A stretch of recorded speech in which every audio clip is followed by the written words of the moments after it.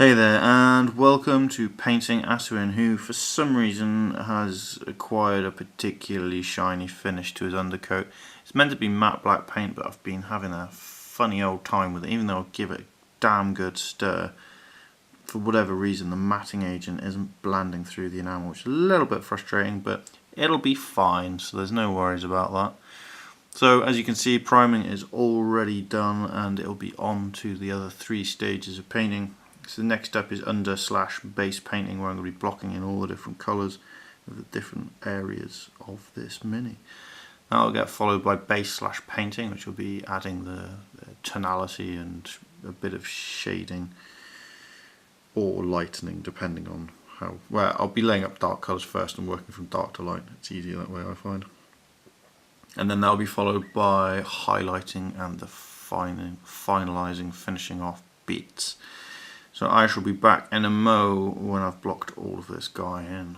So here we have it. Atuin has been all coloured in, I suppose. Is that the right phrase? Yeah. Either way. He said in his original description that Atuin wears sort of raggedy, dirty sort of clothes, like he hasn't really had access to a great deal. So I decided to do everything in brown tones, because I haven't really got a colour reference frame, although when he actually sees the miniature, and if he goes, nope, that's all wrong, he's meant to be wearing this colour and this colour, then I can always change it. That is the beauty of miniatures. This is another reason to not go too, never go thick with your paint if you can possibly avoid it. It's not entirely unacceptable to go thick, and I apologise for little bits and pieces stuck to the cloak and stuff. That is because of me being in a rush with basing and not actually waiting properly for it to glue, and then using paint, it got stuck on a paintbrush, it spread to elsewhere, so apologies for my rubbishness on that count. I have removed a lot of it from a lot of the minis, but there's just the odd bit that I'm noticing as I'm filming, like all across the coat. But that's cool. He's meant to be a grimy dude who ends up in lots of places that he doesn't really want to be, mostly because I've kind of done him. It's not something that's really in D&D. I've actually stolen it from the Wheel of Time, but it's which is a series of books, if you're not aware of them. They're a very good series of books, I might add. But I've done him as kind of a dream walker, where because sometimes when he was not always able to attend, whereas at the games, so it was a reason for him to not always be there. So do remember this as well if you are running D&D. If someone's not there, always come up with interesting and good reasons for them to not be there, so they don't have to be there. And that way, if you don't have everybody there, there's always a good reason for people to not be there. And that's as useful as any other thing that you might come up with in D&D, believe it or not. Because actually sometimes, personally, I find that it's really nice to run a game with like 1 or 2 people. I have a lot of fun running. Well, if you watch 1+1 improv D&D, then you'll see how much fun I have. I have an awful lot of fun doing that. It gets pretty intense at times, and so it's always great to be able to just run the party and not always have to organise, because the other thing is with this big games, sometimes it takes us 2 or 3 months to organise a game, and okay, we probably play for between, I think a short game for us is 6 or 7 hours.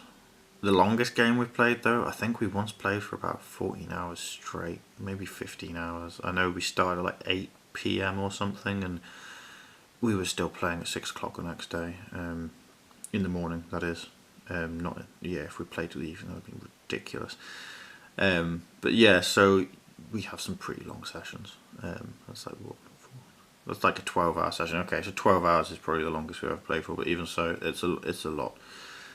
12? No, we meant to start at 4, 5, 12, 30, 40, I don't know. It's quite a long time. Either way, next up will be the shading, toning of this, and that will kind of be, it's the base coating underpainting crossover. So I'll be back in a mo when that's done. Here then is Atuin all done. Mostly I've just been applied browning to the vast majority of the miniature. The only exception is that his cape has a chestnut ink on it. Applied black ink to the knife blade and the steel details on the crossbow, and his skin has had a green ink applied to it, just to start heading towards green, because that's going to get lightened up into somewhere between human flesh and sort of dead flesh colour, because he is a half-orc, but I wanted to be sort of on the human end of the colouring spectrum, because that's how he described himself originally. A lot of the clothes will become a lot more worn and battered looking by the time I've done, as I'll add in more sort of dirt variety and such forth. But just wanted to introduce a bit of tonal variety to this in this stage, start bringing out some depth and differentiation, as is the way of these things. So, as ever, I hope this has been of some interest use to you, and that you're painting all the things that you want to be painting, getting them done on time. Thank you for watching, have a good one and take care. Bye bye.